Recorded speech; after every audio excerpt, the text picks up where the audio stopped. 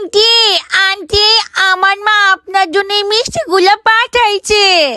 আরে লাড্ডু, তুমি নিয়ে এসো আমার জন্য মিষ্টি? তোমার মার মতো এরকম কিপটা মহিলা আমার জন্য মিষ্টি পাঠাইলো কেমনে? আসলে সত্যি কথা কি আন্টি, আম্মু না ফ্রিজে মিষ্টিগুলো রাখতে গেছিল, ওই সময় মিষ্টিগুলো হট করে নিচে ময়লার ভিতরে পড়ে গেছিল, একেবারে ধুলাতে পড়ে গেছিল। এরপর আম্মু বলে মিষ্টিগুলো পালাই দিমু। জিয়া তোর ওই আন্টি রে, জিয়া ওই আন্টি খায়া পালাইব নে। কি ফ্লোরে পড়ে গেছে ওই মিষ্টি এখানে পাঠাইছে? এই জন্যই তো বলি উনি আবার মিষ্টি পাঠাবে। হ্যাঁ আন্টি, আমার মা তো এইটাও বলছে এই মিষ্টি জীবনে ওই ডাইনিরে দিতাম, নিরে দিতে শিখে লিগা যাতে এগুলো খায়া পেট খারাপ হয়।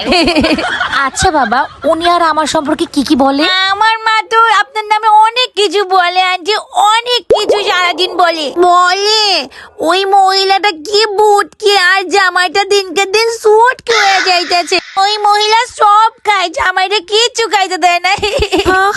আমি তো ভাবতাম উনি খারাপ, কিন্তু এত খারাপ আগে তো বুঝতাম না। বাবা আর কি বলে? আমার মা আরো বলে, বুঝছেন, আমার মা বাবাকে বলে ওই মহিলা অনেক ঢং করে, কত সুন্দর সুন্দর শাড়ি পরে, কত কিছু করে, আমার ওইসব কিনা দাও না কেন? আমগো বাচ্চা তো প্রতিদিন এগুলি নিয়ে ঝগড়া হয় আন্টি। তুমি তো অনেক সত্যি কথা বলো বাবা, তুমি তো অনেক লক্ষ্মী একটা বাচ্চা। হ্যাঁ আমি জানি, আমি অনেক একটা লক্ষ্মী বাচ্চা। হ্যাঁ অনেক লক্ষ্মী। তুমি সব সময় আমার এখানে আসবা, আর তোমার মা আমার সম্পর্কে কি কি বলে আমাকে বলে যাবা। হ্যাঁ হ্যাঁ আন্টি, আমি সব সময় সত্যি কথা বলি তো, স্কুলে সব সময় বলে সত্যি কথা বলতে। বা শোন না,